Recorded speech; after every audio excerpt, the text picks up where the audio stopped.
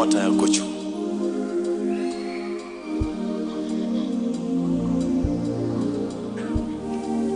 Weka juu. In the mighty name of Jesus. Bwana Yesu, kwa living water kuna watu wanaenda kupona ghafla.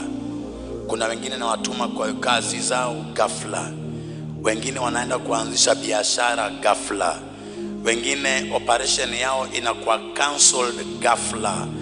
Bwana Yesu, wengine wanazaa salama ghafla.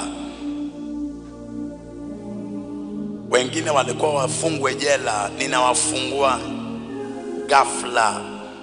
Wengine walilazwa wanatoka kwa hospitali ghafla. Wengine wako na miscarriage kwa tumbo inaisha ghafla. Wengine wanatoka na damu non-stop inasimama ghafla. Wengine wajawahi na siku za wamama inakuja ghafla. Bwana Yesu, wengine wajawahi shika mimba wanashika mimba ghafla. Wengine kuna shida ya tumbo wapone ghafla. In the name of Jesus. Wengine walirogwa na uchawi. Uchawi ishe. Uchawi ishe. Uchawi ishe. Uchawi ishe. I bless you. I bless you. I bless you. I bless you.